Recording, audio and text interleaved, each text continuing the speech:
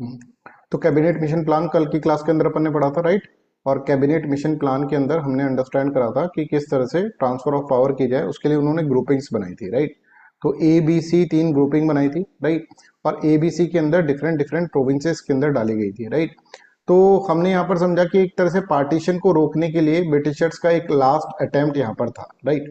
अच्छा, उसके साथ साथ 1946 के एक्ट के कैबिनेट मिशन प्लान के अंदर ये भी लिखा था कि इंडियंस के द्वारा बनाई गई एक कॉन्स्टिट्यूएंट असेंबली बनेगी, कॉन्स्टिट्यूशन असेंबली, ठीक है। और कॉन्स्टिट्यूशन असेंबली का काम ये रहता है कि अपना खुद का कॉन्स्टिट्यूशन बनाए, राइट। बट इस तरह से कुछ कॉन्स्टिट्यूशन बनाने की बात करी एबीसी डायमेंशन के अंदर, right. I hope this is clear to everyone, यहां तक सबको क्लियर है। अब 1946 के अंदर ये भी था कि इलेक्शन होगा प्रोविंशियल लेजिस्लेटिव असेंबली के अंदर। और इलेक्शन जब होगा प्रोविंशियल लेजिस्लेटिव असेंबली के अंदर, तो उससे जो इलेक्ट होंगे लोग, जैसे प्रोविंशियल लेजिस्लेटिव असेंबली में इलेक्शन हुआ, उससे कुछ लोग इलेक्ट हुए इलेक्शन के अंदर। उसके बाद ये लोग जो होंगे कॉन्स्टिट्यूएंट असेंबली के अंदर, ठीक है, कॉन्स्टिट्यूशन असेंबली जो बनेगी, जो कि कॉन्स्टिट्यूशन बनाएगी, उसके अंदर कौन लोग बैठेंगे ये लोग डिसाइड करेंगे। मतलब जो लोग बाग होंगे वो इनको इलेक्ट करेंगे, ठीक है। और ये लोग उनको इलेक्ट करेंगे जो कि कॉन्स्टिट्यूएंट असेंबली के अंदर बैठेंगे। आई होप दिस इज क्लियर। तो 1946 का इलेक्शन होना था। 1946 के इलेक्शन के बाद क्या होगा, यहां पर कुछ लोग इलेक्ट होंगे, राइट। और 1946 के इलेक्शन के अंदर जो लोग इलेक्ट होंगे वो लोग कॉन्स्टिट्यूएंट असेंबली के अंदर कौन लोग बैठेंगे वो डिसाइड करेंगे। तो कॉन्स्टिट्यूशन असेंबली जो बन रही है अपनी, है ना, ये असेंबली के अंदर जो लोग इलेक्ट हो रहे हैं that is indirectly elected by the people. Are you getting this? यहां पर समझ में आ रहा है? तो 1946 का इलेक्शन अपन समझते हैं कि 1946 का इलेक्शन क्या है, राइट। तो देखो 1946 के इलेक्शन के पीछे बहुत सारे बैकग्राउंड है। ब्रिटिशर्स को जल्दी से जल्दी ट्रांसफर करना था पावर को, और उससे जल्दी से जल्दी इलेक्शन कराना था 1946 का इलेक्शन, जिससे कि कॉन्स्टिट्यूएंट असेंबली बनेगी। और कॉन्स्टिट्यूएंट असेंबली के अंदर फिर ये डिसाइड होगा कि जिससे कि कुछ लोग इलेक्ट होंगे और वो लोग डिसाइड करेंगे कॉन्स्टिट्यूएंट असेंबली के अंदर कौन से लोग बैठते हैं, राइट। तो यूनाइटेड स्टेट्स ऑफ अमेरिका वैसे ही बहुत प्रेशर कर रहा था, राइट। और उस वक्त world war second was going on, और वर्ल्ड वॉर सेकेंड के अंदर अगर आप देखेंगे तो हिरोशिमा और नागासाकी के ऊपर बम गिर चुका था, राइट। और बम गिरने के बाद जापान ने सरेंडर कर दिया था, राइट। और लेबर पार्टी इसके अंदर आ गई थी, जो कंजर्वेटिव पार्टी थी वो वर्ल्ड वॉर सेकेंड के अंदर थी ब्रिटेन में, ठीक है। और वर्ल्ड वॉर सेकेंड के बाद जब खत्म हो गया तो उसके बाद जीत के जो आई that is Labour Party. Labour Party जीत कर आई, और लेबर पार्टी का ये था कि इंडिया को जल्दी से जल्दी आजादी थी, ठीक है। तो I hope this is clear to everyone. तो 1946 का इलेक्शन अपन यहां पर समझते हैं कि 1946 के इलेक्शन में क्या हुआ, right. Congress won 90% of the general non-Muslim seats, while the Muslim leagues won the majority Muslim seats, 87% in the provinces. देखो, this is very very big result, है ना, जिससे कि बहुत सारी चीजें डिसाइड होगी आने वाली पॉलिटिक्स के अंदर। कांग्रेस के अगेन जैसे 1935 37 के इलेक्शन के अंदर कांग्रेस तो बहुत अच्छे से जीत गई थी, राइट। जो भी हिंदू मेजोरिटी स्टेट्स थी उसको तो आराम से जीत गई थी, और मुस्लिम मेजोरिटी स्टेट के अंदर भी कांग्रेस ने अपनी जो है अपना जीत हासिल करा था, राइट। मुस्लिम लीग को 1937 के इलेक्शन में कुछ नहीं मिला था, राइट। और मुस्लिम लीग को क्योंकि कुछ नहीं मिला था तो इनको इनसिक्योरिटी फील हुई कि भारत के अंदर रहना है तो फिर कांग्रेस का ही रिप्रेजेंटेशन मिलेगा, हमको कोई रिप्रेजेंटेशन मिलेगा नहीं, हमको कोई पूछेगा ही नहीं। तो इन्होंने क्या करा, इन्होंने पाकिस्तान की डिमांड स्टार्ट कर दी। और 1940 के अंदर लाहौर सेशन में ये डायरेक्टली बोल देंगे कि हमें तो भाई पाकिस्तान चाहिए, नया नेशन चाहिए, right. I hope this is clear. अब देखो इसी चीज के ऊपर वो मोबिलाइज करने लगे कि हम अपना नया देश खुद बनाएंगे जिसके अंदर मुस्लिम्स होंगे, मुस्लिम्स का अपना नया देश होना चाहिए, राइट। और उसके अंदर क्या क्या राइट्स होंगे वो हम अपने आप डिसाइड कर लेंगे। और ऐसा लोगों को एक तरह से क्या कर रहे हैं, हथेली में चांद दिखा रहे हैं कि एक बार आपका नया नेशन बन जाएगा, फिर आपको स्वतंत्रता असली मिलेगी, ठीक है। अगर भारत को आजाद कर देते हैं ब्रिटिशर तो भी हमको आजादी नहीं मिलेगी, मुस्लिम को आजादी कब मिलेगी, जब हम एक नया नेशन बना लेंगे, राइट। तो इन्होंने कहा जो भी मुस्लिम मेजोरिटी है उसको एक नया नेशन दे दो, राइट। ये इनकी डिमांड हुई 1940 के लाहौर सेशन के अंदर, और इसी बात के ऊपर ये मोबिलाइज करने लग गए। और इसका इतना इफेक्ट पड़ा बच्चों कि इनकी ड्रास्टिक सक्सेस मिली 1946 के इलेक्शन के अंदर। जो भी मुस्लिम मेजोरिटी सीट्स थी उनमें से बहुत सारी सीट्स इन्होंने जीत ली, राइट। और ये दिखा दिया इस रिजल्ट, इस इलेक्शन के रिजल्ट के बाद ये इनएविटेबल हो गया कि भैया अब तो पाकिस्तान बन के रहेगा, बिकॉज हर लोग जो है, मुस्लिम्स में ज्यादातर लोग जो हैं वो पाकिस्तान बनवाना चाहते हैं, बिकॉज मुस्लिम लीग को ये जिता रहे हैं। इसका मतलब क्या है, ये पाकिस्तान की डिमांड को एक तरह से वेट में लिया। आई होप दिस इज क्लियर। क्योंकि मुस्लिम लीग का होल सोल एजेंडा और वो जो भी इलेक्शन कर रही थी उसके अंदर उनका जो मैनिफेस्टो था उसमें और कुछ नहीं, बस ये था कि पाकिस्तान हम बनवा देंगे, हमको इलेक्शन जितवा दो। तो इनको जितवा दिया इलेक्शन, इसका मतलब लोगों की एक तरह से मोहर लग गई, और स्पेशली मुस्लिम लोगों की मोहर लग गई कि हमें नया नेशन चाहिए, नया एक तरह से देश चाहिए, that is known as, that will be the Pakistan, right. I hope this is clear to everyone. अब पाकिस्तान की डिमांड कब स्टार्ट हुई, सैयद अहमद का क्या रोल था उसके अंदर, और उसके बाद फिर किस तरह से पाकिस्तान की डिमांड स्टार्ट हुई, ये तो हम आगे चलकर जब मॉडर्न हिस्ट्री पढ़ेंगे तब हम पढ़ लेंगे, ठीक है। तो इसका रिजल्ट बड़ा इंपॉर्टेंट है। Congress formed its ministries in the Assam, Bihar, Bombay, Central Province, Madras, NWFP, Orissa and UP, right. इन सब के अंदर कांग्रेस ने अपनी मिनिस्ट्रीज फॉर्म कर ली, राइट। तो सब देखो, ये सारी की सारी जो है हिंदू मेजोरिटी स्टेट्स तो इन्होंने ले ली, राइट। इसके अलावा आसाम, एनडब्ल्यूएफपी पे भी कांग्रेस की ही गवर्नमेंट बन रही है। मुस्लिम लीग, जिसको पहले कुछ नहीं मिला था 1937 के इलेक्शन में, इन्होंने बंगाल और सिंध को जीत लिया। कॉलिशन, और पंजाब का क्या हुआ, पंजाब के अंदर कांग्रेस, यूनियनिस्ट और अकालीस का कॉलिशन बना पंजाब के अंदर। तो 1946 के अंदर Muslim League under the Mohammad Ali Jinnah achieved sweeping victory in the Muslim reserve constituency. जो भी मुस्लिम रिजर्व कॉन्स्टिट्यूएंसीज थी, जिसमें सिर्फ मुस्लिम ही खड़े हो सकते थे, ठीक है, रिजर्व कॉन्स्टिट्यूएंसीज जो थी उसमें कांग्रेस के मुस्लिम भी खड़े हुए थे, कांग्रेस की तरफ से भी मुस्लिम खड़े हुए थे, और मुस्लिम लीग की तरफ से भी मुस्लिम खड़े हुए थे। पर उन्होंने एक स्वीपिंग विक्ट्री करी, जो मुस्लिम लीग की तरफ से मुस्लिम खड़े हुए थे वो सब जीत गए। और यहां से डिसाइड हो गया कि भैया देखो, पाकिस्तान तो अब बनकर ही रहेगा, बिकॉज लोगों की डिमांड ये है, पॉपुलर डिमांड हो चुकी है मुस्लिम्स के अंदर कि there should be an another nation that is Pakistan, that is कि मुस्लिम मेजोरिटी, मुस्लिम वाले लोगों का एक अलग से नेशन होना चाहिए, ठीक है। 1946 के अंदर ही प्रोविंशियल लेजिस्लेटिव काउंसिल के क्या हुआ, एक तरह प्रोविंशियल लेजिस्लेटिव असेंबली के लिए एक तरह से इलेक्शंस हुए, और उसी तरह से सेंट्रल लेजिस्लेटिव असेंबली के लिए भी इलेक्शन हुए। तो सेंट्रल लेजिस्लेटिव असेंबली में भी आप देखो, मुस्लिम लीग वोन ऑल 30 मुस्लिम सीट्स। जो 30 मुस्लिम सीट थी वो 30 की 30 ही मुस्लिम सीट जीत गई, showing it's complete dominance over the Muslim voter. I hope this is clear. तो इट शोज कि भाई अब पाकिस्तान तो बनकर रहेगा। तो 1946 तक ब्रिटिशर्स फिर भी सोच रहे थे कि यार पाकिस्तान को हम अवॉइड कर देते, बट 1946 के इलेक्शन के बाद तो ये हो गया कि यार पाकिस्तान तो अब बन के रहेगा, क्योंकि एक पॉपुलर डिमांड आ गई है मुस्लिम्स के अंदर कि we need Pakistan. I hope this is clear. तो चलो 59th क्वेश्चन करते हैं 1946 के इलेक्शन में, ये वाला क्वेश्चन सॉल्व करिए।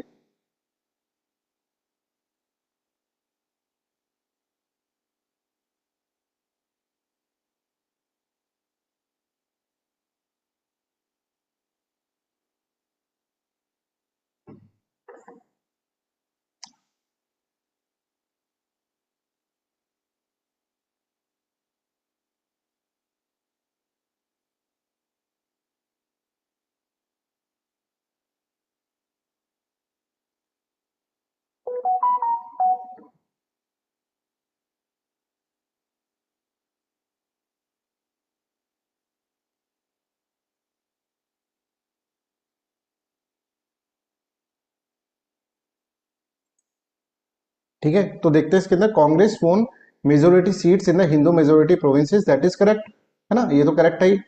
मुस्लिम League won almost all Muslim seats, that is also correct. Communist Party of India formed government in the Bengal and Punjab, that is wrong. ठीक है, बंगाल के अंदर हमने देखा तो मुस्लिम लीग वॉज देयर, और पंजाब के अंदर अकालीस की, ठीक है, प्लस यूनियनिस्ट पार्टी थी इधर एक, और उस वक्त कांग्रेस जो थी, उन तीनों का एक कोalition गवर्नमेंट फॉर्म हुआ था। आई होप दिस इज क्लियर। तो फर्स्ट और second is right, A will be the right answer. चलो नेक्स्ट क्वेश्चन करो।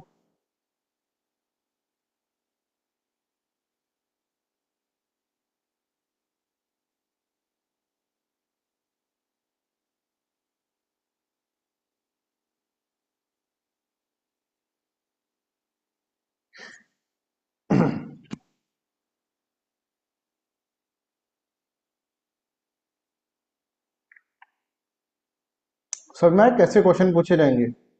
मतलब रिजल्ट जो है वो तो याद रखना है, और रिजल्ट का क्या कॉन्सिक्वेंसेज हुआ है ना, वो भी अपन को याद रखना है। तो ऐसा क्वेश्चन आपके पास आ जाता तो सबसे पहले तो आपको रिजल्ट याद नहीं था अभी तक, आज की अभी अपन ने पढ़ा उससे पहले आपको रिजल्ट याद नहीं था 1946 के इलेक्शन का क्या रिजल्ट, तो उसके ऊपर क्यों इंपॉर्टेंट है, किस तरह क्वेश्चन बन सकता है, ये मैंने आपको बताया। और उसके बाद रिजल्ट को भी किस तरह से इंटरप्रेट करें, that is also important, right. तो ये क्योंकि बहुत इंपॉर्टेंट रहा हमारी आगे की पॉलिटी के अंदर, हमारा एक अलग ही नेशन बन गया, भारत का डिवीजन हो गया, पार्टीशन हो गया इसके कारण। अगर मान लो यहाँ पे मुस्लिम लीग हार जाती, मुस्लिम लीग को लोग रिजेक्ट कर देते, तो हो सकता था पाकिस्तान नहीं बनता। I hope this is clear. तो D will be the right answer, A B C, मतलब 1 2 3 will be the right answer. Election were seen as a referendum on the Pakistan, League campaign solely on the Pakistan demand, yes, and Congress opposed it and campaign for the united India. हाँ बिल्कुल सही बात है, ये बोलते थे कि हम जीत जाएंगे तो पाकिस्तान मिल जाएगा हमें, और ये बोलते थे हम जीत जाएंगे तो हम इंडिया को यूनाइट रहने देंगे, ठीक है। तो कांग्रेस का हमेशा ये था कि इंडिया यूनाइट रहे, right, there will be no division. चलिए 61st क्वेश्चन करो। अब इसके अंदर और बातें मैं तो आपको बताऊंगा, बट जब मॉडर्न हिस्ट्री पढ़ेंगे तो पूरा पूरा बताएंगे पाकिस्तान बना क्यों।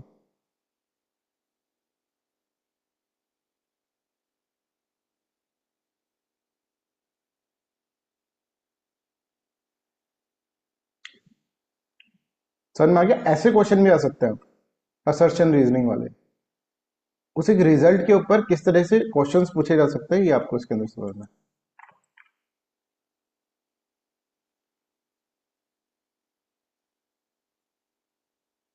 तो इसका क्या होगा, A Muslim League success in 1940 made a demand for Pakistan irreversible, it won nearly all Muslim seats in the both central and the provincial assemblies, that is correct. तो ए एंड आर टू, और इसी के कारण, तो इसी reason के कारण तो ये हुआ, राइट। तो आर एक्सप्लेन्स द, तो 61 का A will be the right answer. किसी को कोई डाउट है तो please ask, anybody has any doubt please ask. Centre में भी तो हुआ भाई, centre provincial central legislative assembly में भी तो हुआ था इलेक्शन, उसमें 30 to 30 सीट्स, अभी तो लिखा है, अभी तो बताया, ये देखो 30 मुस्लिम सीट तो पाकिस्तान, और कैसे बताऊं। ठीक है तलवीन।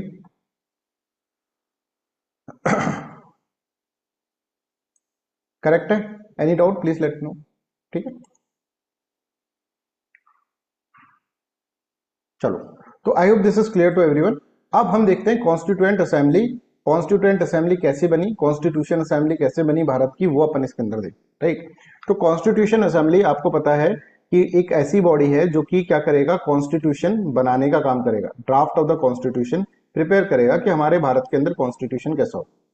और 1946 के अंदर ये बॉडी बन रही है बच्चों, 1946 के अंदर ये बॉडी हमारे सामने आ रही है, राइट। और ये क्यों आ रही है, बिकॉज कैबिनेट मिशन प्लान के अंदर ये था, ठीक है। तो अब यहाँ पर देखो कैबिनेट मिशन प्लान 1946 के अंदर लिखा था कि कैबिनेट, तो ये पूछा जा सकता है कि अपनी जो कॉन्स्टिट्यूएंट कमेटी बनी, ठीक है, कॉन्स्टिट्यूएंट असेंबली बनी, वो कहां से बनी, राइट, इस तरह से लिखा जाता। तो देखो स्टार्टिंग में जब इसके मेंबर्स थे ना, तो मेंबर ऐसे डिसाइड करे गए 389 members will be there, 389 members होंगे, जिसके अंदर से ब्रिटिश इंडिया है ना, उसमें से 296 मेंबर्स विल बी देयर, और ब्रिटिश इंडिया के बाद प्रिंसली स्टेट्स के अंदर से 93 मेंबर्स विल बी देयर। ये आपको याद रखना है, स्टार्टिंग के अंदर ऐसे था कि 296 members will be there from the British India, और जो प्रिंसली स्टेट्स हैं, ठीक है, उनके 93 मेंबर्स विल बी देयर। ये मिलकर कॉन्स्टिट्यूशन बनाएंगे भारत का। I hope this is clear to everyone. ये 1946 के अंदर इस तरह से बोला जा रहा है। बट आपको पता है कि 15 अगस्त 1947 भारत आजाद हो गया, और बहुत सारी प्रिंसली स्टेट्स, कुछ प्रिंसली स्टेट्स कहां चली गई पाकिस्तान के अंदर। और इसके अंदर से कुछ सीट्स जो थी, जो कि पाकिस्तान मुस्लिम लीग की सीट्स थी, वो मुस्लिम लीग की सीट्स भी क्या होगा, वो उसका भी कोई मतलब नहीं रहेगा।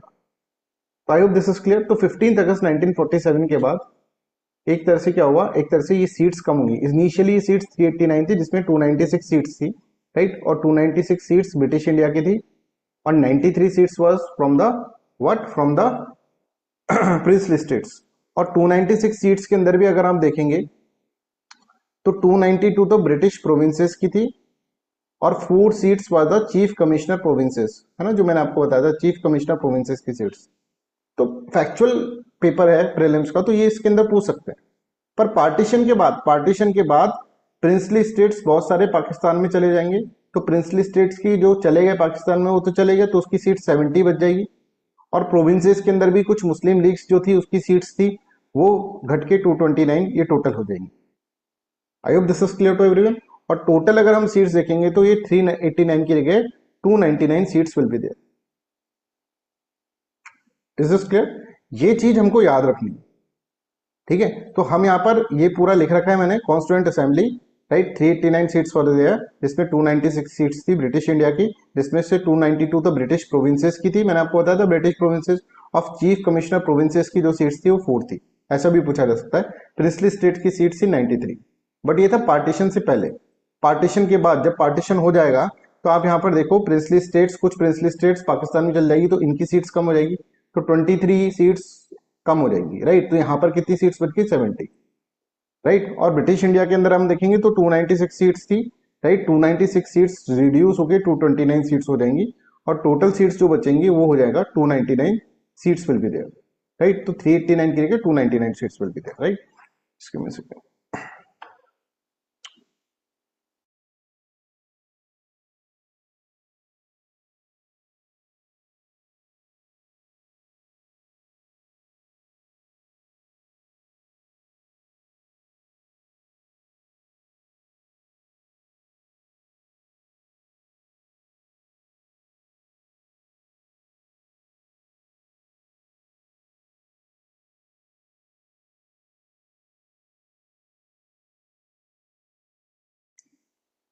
तो after 15th August 1947, most princely states acceded to the either India or Pakistan through negotiations. Only princely representative of the state that joined the India were included in the Constituent Assembly. I hope this is clear.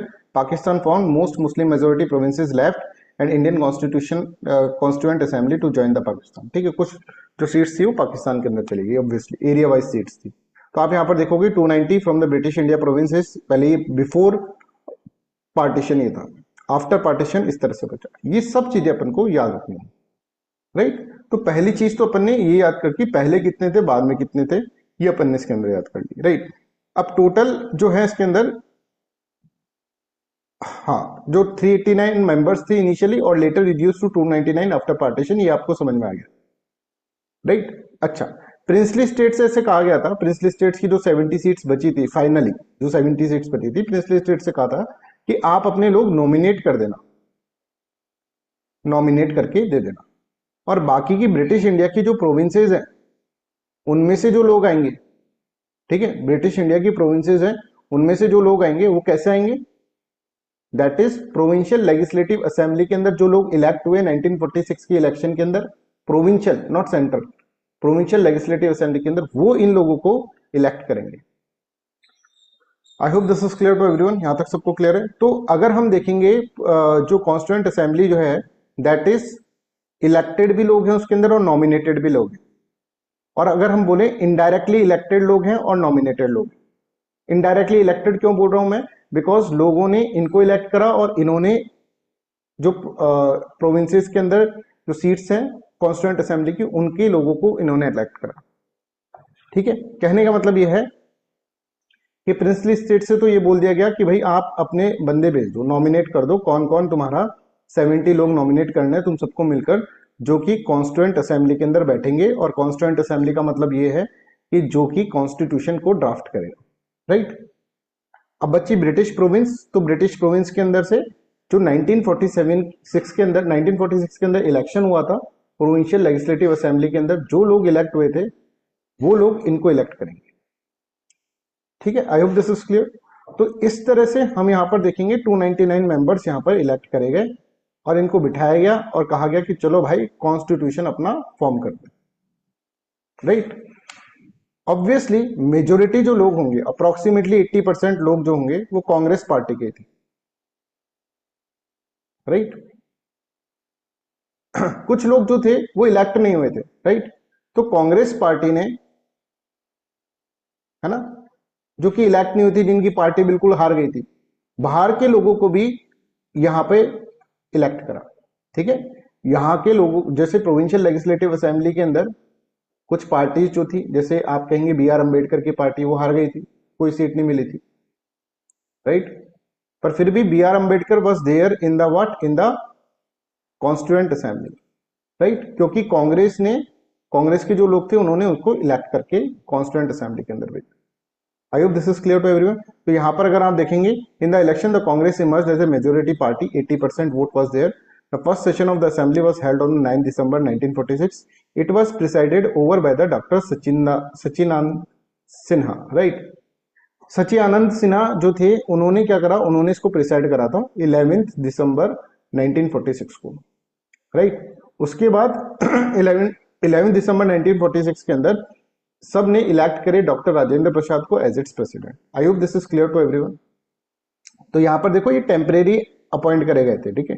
जैसे कोई भी assembly होती है ना, जैसे अपन देखते हैं pro term speaker जो होते हैं वो असाइन करे जाते हैं लोकसभा के अंदर, राइट, कि पहले एक बार शपथ दिला दे, शपथ देने के बाद एक तरह से इलेक्शन हो, और इलेक्शन होने के बाद फिर स्पीकर अपॉइंट होंगे। तो ये टेम्परेरी होते हैं शपथ दिलाने के लिए, इस तरह से।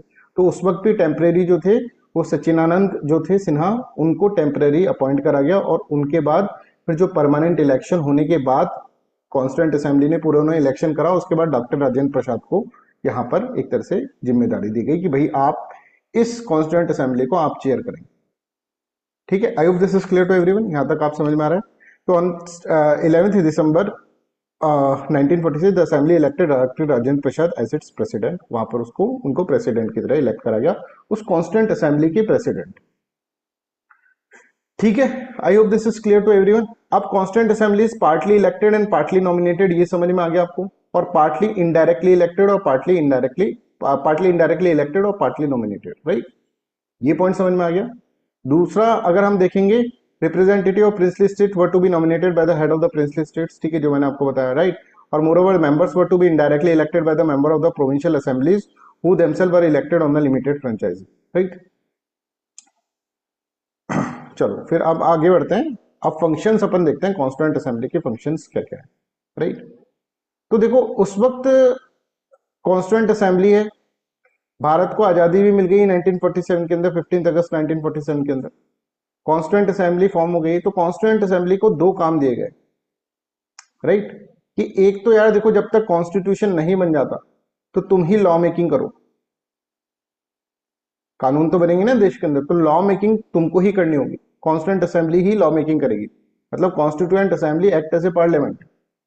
जब तक कि कॉन्स्टिट्यूशन नहीं बन जाता, एक बार कॉन्स्टिट्यूशन बनेगा, उसके बाद इलेक्शन होंगे, उसके बाद फिर पार्लियामेंट बनेगी ना, तो जब तक पार्लियामेंट तुम ही रखो, तो लॉ मेकिंग जो भी फंक्शंस है वो आप इसके अंदर आप ही करेंगे। और दूसरा कि आपको कॉन्स्टिट्यूशन बनाना। तो दो काम थे कॉन्स्टिट्यूएंट असेंबली के, दो काम थे, एक तो कॉन्स्टिट्यूशन बनाना था, ये तो उसका मेन काम था, और जब तक कॉन्स्टिट्यूशन बन के इलेक्शन होकर और जब तक पार्लियामेंट नहीं बन जाता तब तक एक लॉ मेकिंग बॉडी की तरह आपको काम करना है, ठीक है। I hope this is clear. अब जब भी कॉन्स्टिट्यूशन बनाने के लिए बैठती थी ना कॉन्स्टिट्यूएंट असेंबली, तो कॉन्स्टिट्यूशन बनाने के लिए बैठेंगे तो doctor Rajendra Prasad will be there, कि राजेंद्र प्रसाद जो होंगे वो क्या करेंगे, कॉन्स्टिट्यूशन को प्रिसाइड करेंगे, राइट, कॉन्स्टिट्यूशन। और जब भी लॉ बनाने की बात आएगी तो जीवी मावलंकर, ठीक है, वो बैठेंगे और वो प्रिसाइड करेंगे। समझ में आ रहा है। तो लॉ मेकिंग बॉडी की तरह जब ये एक्ट करती है कॉन्स्टिट्यूएंट असेंबली, तो कौन इसको प्रिसाइड करेगा, जीवी मावलंकर, राइट, ये आप याद रखें। और जब ये कॉन्स्टिट्यूशन बनाने के लिए बॉडी बैठेगी तो doctor Rajendra Prasad will be the president, ठीक है भाई। आई होप दिस इज क्लियर, यहां तक सबको क्लियर। तो ये लॉ मेकिंग बॉडी भी है, और एक तरह से ये क्या कर रही है, एक तरह से कॉन्स्टिट्यूशन भी बना रही है, दो काम ये कर रही है, मेजर दो काम। फिर इसके अपन फंक्शंस और देखें तो इसके अंदर इसने नेशनल फूड सिक्योरिटी एक्ट बनाया, ठीक है। आपको लगता है नेशनल फूड सिक्योरिटी एक्ट अभी आया, पहले से था सर। एकदम से नेशनल फूड सिक्योरिटी एक्ट क्यों बना दिया भाई, इसने बना दिया, देखो फंक्शंस के अंदर देखो, national food security act. Sir हमें तो थोड़ा फिशी फिशी सा लग रहा है, हाँ फिशी फिशी इसलिए लग रहा है because national food security act is a trick. आपको ये याद रखना है कि कॉन्स्टिट्यूएंट असेंबली बनी ना, तो उसने सबसे पहला काम नेशनल फूड सिक्योरिटी एक्ट बनाया। N for national, F for food, no, F for flag, S for song और ए फॉर एंथम, ऐसे याद रखना है। मतलब वो ट्रिक थी, ये जो मैंने आपको बताया ये ट्रिक है नेशनल फूड सिक्योरिटी एक्ट। इसका फंक्शन ये था कि नेशनल फ्लैग, नेशनल सॉन्ग और नेशनल एंथम, राइट, ये क्या कर रही है, ये बताइए क्या नेशनल फ्लैग होगा अपना, ठीक है, नेशनल सॉन्ग क्या होगा और नेशनल एंथम क्या होगा। ये इसका फंक्शन है, one of the function of the constituent assembly. तो उसको कैसे याद करोगे आप, इससे याद करोगे एनएफएसए से, ठीक है। It ratify the India's member of the Commonwealth. देखो जो भी ब्रिटिशर्स की कॉलोनी थी ना, उनको बहुत चूसा था ब्रिटिशर्स ने, एक्सप्लॉयटेशन उनको बहुत करा था। तो ब्रिटिशर्स ने डिसाइड करा था कि इन सभी कॉलोनीज का हम क्या करेंगे, एक ग्रुप बनाएंगे that is known as commonwealth, और इनको हम हमेशा प्रोग्रेस करने के लिए हम क्या करेंगे, इतने सालों तक इनको क्या करा हमने, एक्सप्लॉयटेशन करा है, तो इनका प्रोग्रेस के लिए हम इनको हेल्प करते रहेंगे। तो वो ग्रुप जो था ना दैट इज कॉमनवेल्थ। तो इसका एक फंक्शन ये भी था अपनी कॉन्स्टिट्यूएंट असेंबली का, it ratify the India's membership of the Commonwealth. ठीक है, रेटिफाइड मतलब इन सभी लोगों ने साइन करके कहा कि हाँ हम कॉमनवेल्थ का part. I hope this is clear. तो यहां तक अपन को इसके अंदर समझ में आना चाहिए कॉन्स्टिट्यूएंट असेंबली का मतलब क्या है। तो constituent assembly is the one who is drafting constitution, और ड्राफ्टिंग कॉन्स्टिट्यूशन को ड्राफ्ट कर रही है, तो उसके अंदर जो लोग हैं वो कहां से आए ये अपन ने समझ लिया। कुछ लोग प्रिंसली स्टेट्स के हेड है उन्होंने नॉमिनेट करे, और कुछ लोग जो प्रोविंशियल लेजिस्लेटिव असेंबली के अंदर इलेक्ट हैं उन्होंने इलेक्ट कराए लोग, ठीक है। I hope this is clear. अब इसके अंदर और चीजें कि भाई भारत देश के अंदर सबसे पहली बात जब कॉन्स्टिट्यूएंट असेंबली की बात हुई कि कॉन्स्टिट्यूएंट असेंबली होनी चाहिए जो कि हमारे एक कॉन्स्टिट्यूशन फॉर्म करे, ये 1934 के अंदर स्टार्ट हुई थी। और ये बात सबसे पहले भारत के अंदर डिस्कशन डिबेट के अंदर लाए थे एम एन रॉय, इनका नाम भी याद रखना अपन को, 1934 के अंदर। उसके बाद से फिर कांग्रेस ने ये डिमांड उठाई, इंडियन नेशनल कांग्रेस ने 1935 के अंदर ये डिमांड उठाई, राइट, कि हाँ भाई ये होनी चाहिए, ठीक है। 1940 के अंदर पहली बार अगस्त ऑफर के अंदर ये ऑफर दिया कि कॉन्स्टिट्यूएंट असेंबली आप फॉर्म करेंगे जिसके अंदर कुछ इंडियंस होंगे। I hope this is clear to everyone. कुछ इंडियंस होंगे या फिर कोई इंडियंस नहीं होगा, ठीक है, ऐसा कुछ था उसके अंदर 1940 के अंदर जो अगस्त ऑफर दिया था ब्रिटिशर्स ने। ये अपन पढ़ लेंगे मॉडर्न हिस्ट्री के अंदर। तो यहाँ पर देखो ये कुछ बातें याद रखनी। Idea of constituent assembly was the first propose by the M N Roy, a pioneer of the communist movement in the India। ये father of communist movement in India, और कम्युनिज्म भी बोला जाता है इनको भारत के अंदर। Indian national Congress officially demanded it in the 1935, जिसके अंदर उसकी officially demand Indian national Congress से उससे पहले नहीं करी थी कि कॉन्स्टिट्यूएंट असेंबली होगी जो कि भारत का कॉन्स्टिट्यूशन बनाएगी। The British government accepted the idea, accept करा idea in the August offer, पर हमने उसको अगस्त ऑफर को माना नहीं था। फिर it was formally constituted under cabinet mission plan of 1946, जिसके अंदर इसका काम दिया गया कि भाई तुमको कॉन्स्टिट्यूशन फॉर्म करना है। और कॉन्स्टिट्यूशन फॉर्म करने के लिए इन्होंने 2 साल 11 महीने और 18 दिन लिए, ये भी अपन को याद रखना है, ठीक है। I hope this is clear. 1946 के अंदर जब स्टार्टिंग में बनी थी इनिशियली, तो it was under the Britishers, British parliament के अंडर बनी थी, पर थोड़ी दिनों बाद भारत को आजादी मिल गई, तो 1947 15 अगस्त 1947 के बाद एक सॉवरेन बॉडी हो गई। पहले ब्रिटिश पार्लियामेंट के अंदर काम करती थी, तो इनिशियली ब्रिटिश पार्लियामेंट। और इसने जो कॉन्स्टिट्यूशन बनाया, जो अडॉप्ट करा कॉन्स्टिट्यूशन को, उसके अंदर 395 आर्टिकल्स, 8 शेड्यूल्स और एक प्रेम्बल, इन तीनों को इसने अडॉप्ट करा। आई होप दिस इज क्लियर। आप देखो इतने सारे यहाँ पे फैक्ट्स हो गए, इन फैक्ट्स के ऊपर क्वेश्चन पूछे जा सकते हैं, ठीक है। तो एक एक करके ये क्वेश्चन सॉल्व कर लेते हैं, फिर अपन कम्युनिटीज याद करेंगे इनकी ट्रिक्स के थ्रू। चलो 62nd क्वेश्चन करो।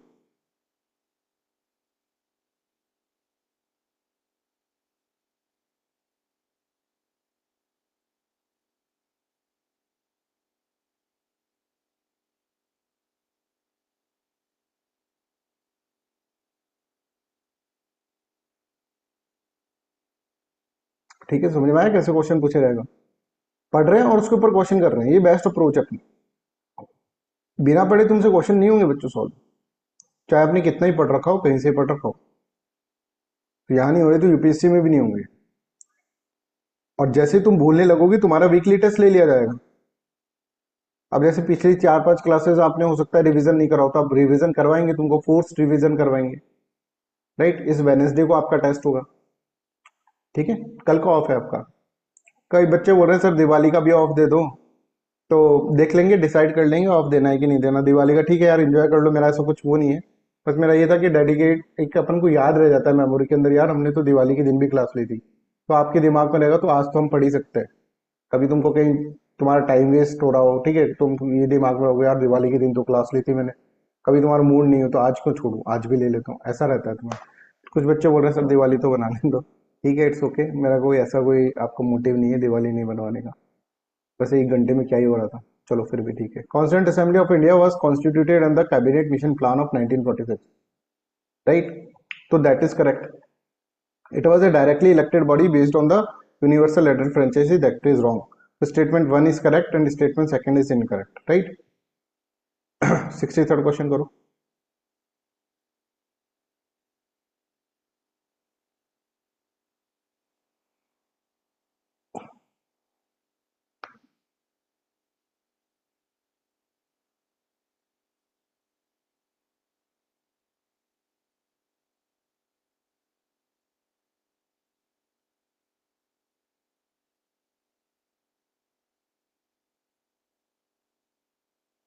अब यार प्लीज आप ऐसे लिख कर दो, है ना, 63rd का क्या आंसर है ऐसे लिख कर दो प्लीज।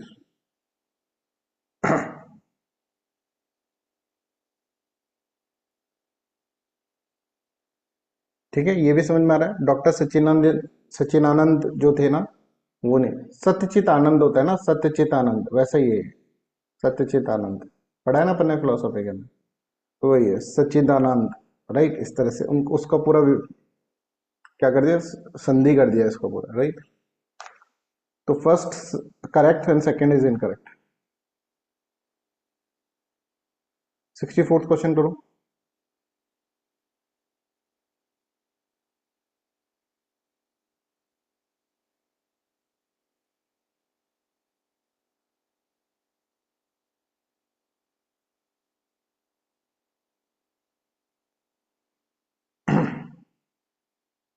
अब देखो how many above are correct, कितने करेक्ट है, ये एक करेक्ट है, दो करेक्ट है, तीन करेक्ट है, ये शायद अपन पहली बार कर रहे हैं इसमें।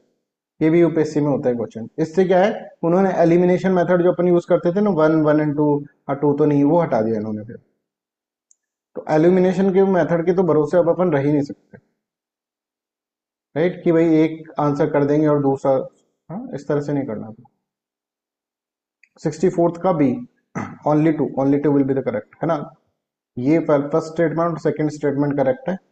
कॉन्स्टिट्यूशन केम इनटू फोर्स, नहीं भाई 2 साल लग गए उसके अंदर, 2 साल 11 महीने, राइट। 65th क्वेश्चन करो।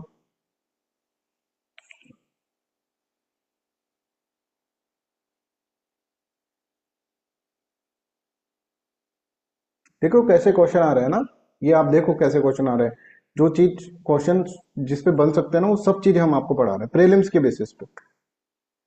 मेंस का अब मैं भूल गया हूँ मेंस को, कि मेंस भी होता है क्या, मैं सिर्फ और सिर्फ प्रीलिम्स पे फोकस्ड होकर अब चीजें कर रहा हूँ। कोई भी चीज यूट्यूब पे भी कोई वीडियो आएगा, क्योंकि मैं रिसर्च कर रहा हूँ प्रीलिम्स के ऊपर, तो प्रीलिम्स के ऊपर ही माइंड सेट रहेगा। और हमारा प्लान है कि 15th तक हम इसको खत्म, 14 तक हम इसको खत्म कर देंगे पॉलिटी को। 15 से तुम्हारी नई क्लासेस होंगी, राइट, मॉडर्न हिस्ट्री की। और उनसे बात हो गई है मेरी गोविंद सर से, तो Govind sir will teach you geography and environment.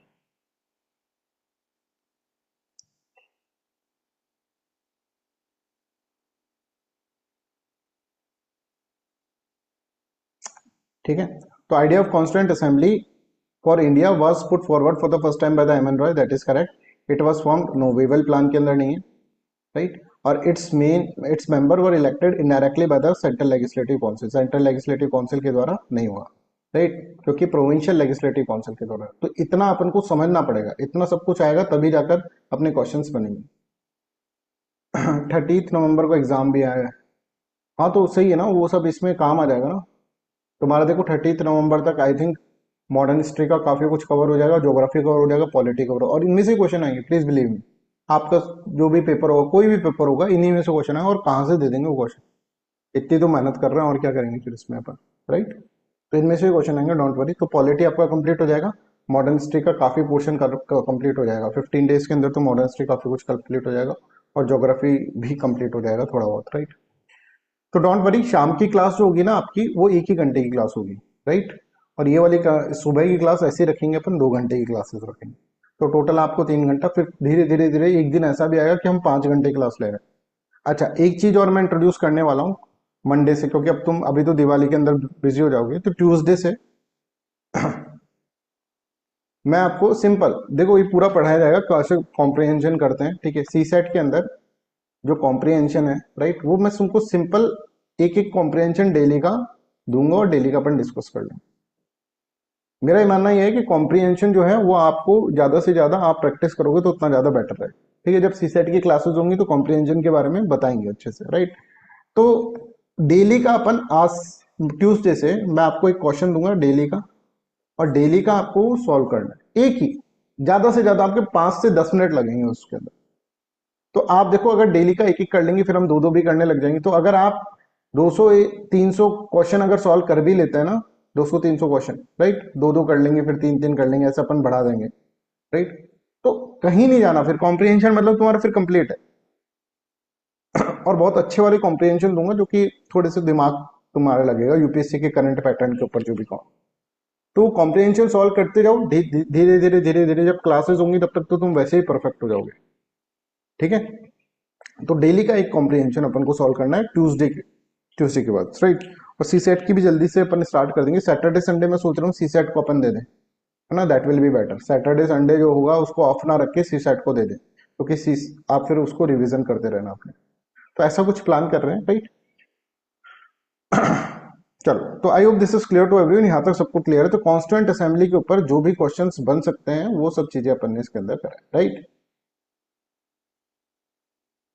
Geography नहीं है सिलेबस में, बट ज्योग्राफी क्लासेस अभी रखनी पड़ेंगी, क्योंकि सर का क्या होता है कि बहुत सारे जो अपनी नेशनल पार्क सेंचुरीज है ना, उसमें सर को बुलाते हैं रिसर्च करने के लिए, राइट। तो सर का रिसर्च वर्क बहुत ज़्यादा चलता है, तो इसी वक्त फ्री हैं वो, है ना।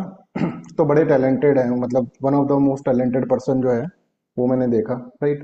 जिनको मतलब इतना खुद को, एक होता है ना, एक आदमी को एनवायरनमेंट से खुद को प्यार है, राइट, स्पीशीज से खुद को प्यार है, तो स्पीशीज के ऊपर रिसर्च करते हैं, हर स्पीशीज के ऊपर इस तरह। कभी काउंटिंग वाउंटिंग करनी होती है, सरकार गवर्नमेंट ऑफ इंडिया का कोई प्रोजेक्ट होता है तो उसमें भी सर को बुलाया जाता है। तो काफी आपको उनसे इनपुट्स मिलेंगे, ठीक है। और 8 9 साल का उनका एक्सपीरियंस है, विजन आई के अंदर मेरे साथ ही पढ़ाते थे लास्ट के अंदर, जब मैं छोड़ रहा था उससे पहले, थोड़े पहले आ गए थे वो, राइट। तो एक बहुत अच्छे टीचर हैं, ठीक है। आप उनको देखना कि उनकी नॉलेज से आपको कितना ज्यादा फायदा होगा, राइट। चलो, प्लस मैंने उनको समझा दिया है कि फिर कैसे करना है, बच्चों को बिल्कुल बेसिक से इस तरह से पढ़ाना है, राइट।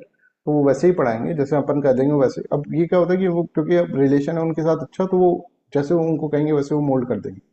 कुछ कुछ बच्चे तो जानते भी, उन्होंने क्लास ली है एनवायरनमेंट के उनके साथ, राइट। चलो, तो कमिटीज हम पढ़ते हैं, व्हाट इज कमिटीज, ये अपन अंडरस्टैंड करेंगे, राइट। तो अब इस सब के लिए कि भाई कॉन्स्टिट्यूशन बनाना कोई बच्चों का खेल तो है नहीं, उसके लिए डिफरेंट डिफरेंट कमिटीज बनाएंगे। हर कमिटीज को काम दिया कि भाई देख तू ये वाला काम देख लेना, तू ये वाला काम देख लेना, इस तरह के कमिटीज बनाएंगे। तो हमें अभी क्या करना है, इन कमिटीज का नाम याद करना है।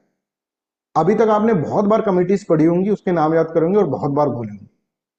तो हमें अब कुछ ट्रिक्स बनाकर इसको याद करना पड़ेगा। मतलब आप अगर अपनी लक्ष्मीकांत उठाएंगे तो उसमें एक पेज दे रखा है पूरा कमेटी का, कौन सी कमेटी कैसी है, राइट। अब उस पर क्वेश्चन कैसे पूछे जाते हैं वो तो बताएंगे, बट उससे पहले हमको याद करना है, ठीक है। तो कमिटीज का अपन याद करते हैं। उस वक्त के जो लोग थे जो कॉन्स्टिट्यूएंट असेंबली में बैठे हुए थे, उनको क्या करेंगे, उनको हम कहेंगे कि भाई तुम किसी किसी को, हर एक को एक हेड ऑफ कमिटी बना देंगे। 22 कमिटीज वॉज देयर, और 22 कमिटीज के हेड बना देंगे और कहेंगे कि भाई तुम अपना क्या करो, अपना काम इस तरह से करते रहो, राइट, ठीक है। तो अब हम यहाँ पर देखेंगे इसके कुछ सब कमिटीज, कमिटीज के अंदर कुछ सब कमिटीज भी होंगी, तो उन सबके हेड के नाम अपन को याद करने हैं अभी तो फॉर ए टाइम भी। फिर उसके ऊपर कैसे क्वेश्चन आते हैं वो अपन इसके अंदर देखेंगे, राइट। तो सबसे पहले यूनियन पावर कमेटी की हम बात करें, है ना बच्चों। अब बिल्कुल इंटरेस्टिंग मैनर के अंदर चलेगा क्लास, 10 15 मिनट तक तुमको बहुत मजा आने वाला है क्लास के अंदर, राइट। तो यूनियन पावर कमेटी, अब देखो सबसे ज्यादा पावरफुल आदमी जो था ना उस वक्त कॉन्स्टिट्यूएंट असेंबली के अंदर, कौन होगा?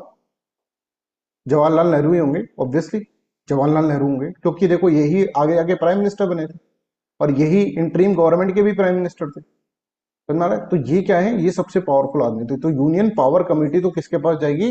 हमारे जवाहरलाल नेहरू के पास जाएगी, राइट।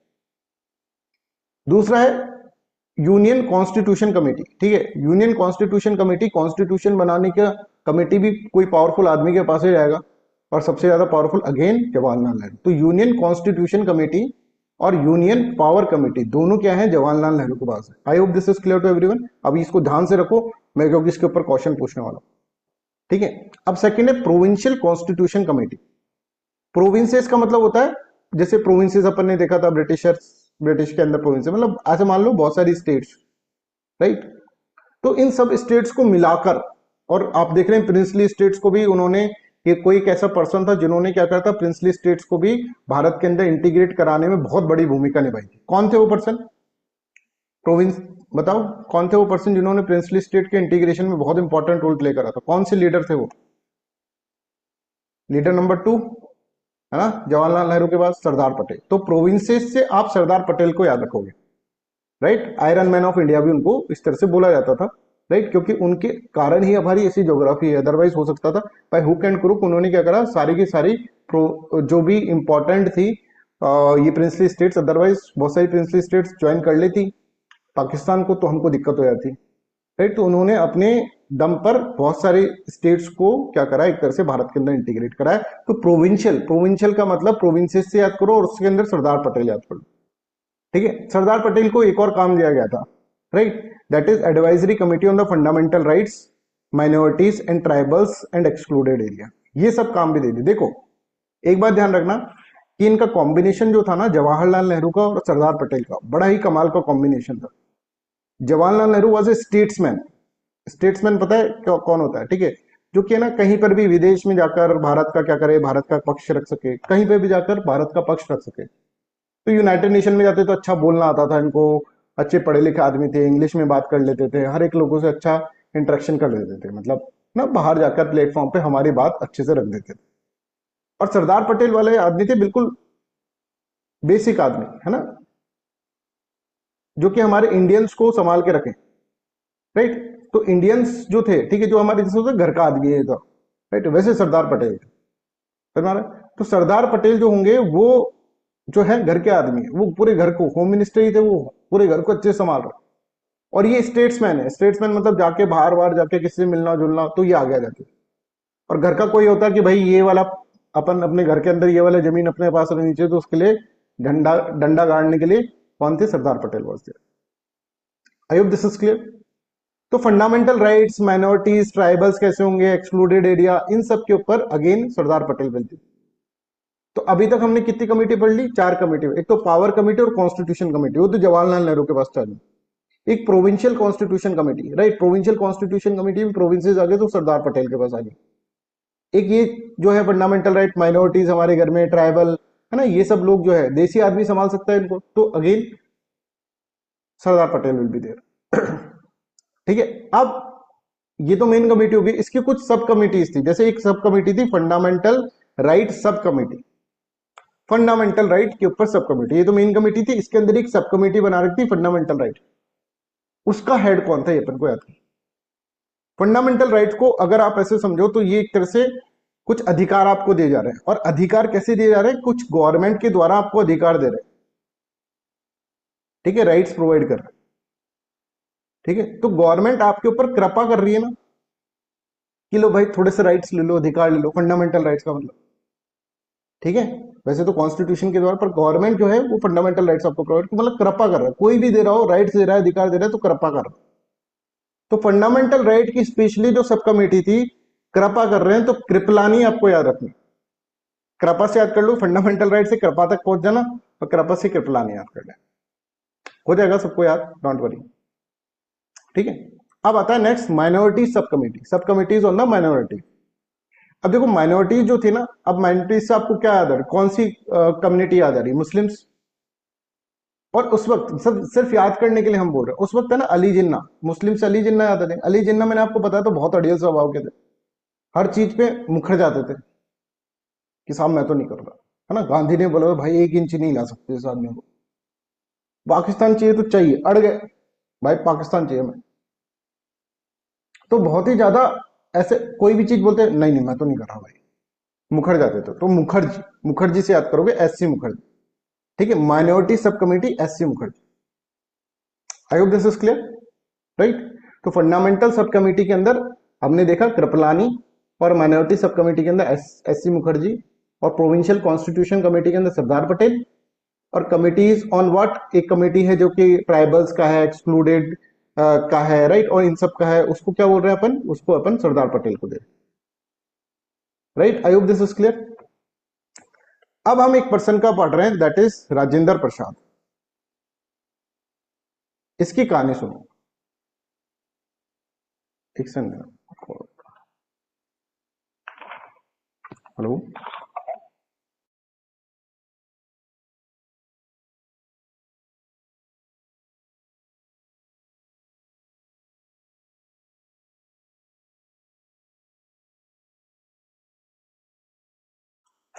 ठीक है, राजेंद्र प्रसाद की एक कहानी सुने। राजेंद्र प्रसाद से क्या याद आता है आपको कि he is the first president of India, president of India, पहले प्रेसिडेंट ऑफ इंडिया थे, राइट, यही याद होता है राजेंद्र प्रसाद के नाम से। अब जो प्रेसिडेंट होता है ना हमारे देश में बच्चों, प्रेसिडेंट का ज्यादा कुछ काम नहीं होता है ना। अब ये भी प्रेसिडेंट राजेंद्र प्रसाद से हमको प्रेसिडेंट आ गया, और प्रेसिडेंट से याद आया कि प्रेसिडेंट का कुछ काम नहीं होता, वो सेरेमोनियल हेड होता है, बाकी सब हेड ऑफ गवर्नमेंट करता है ना, प्राइम मिनिस्टर ही दिखता है।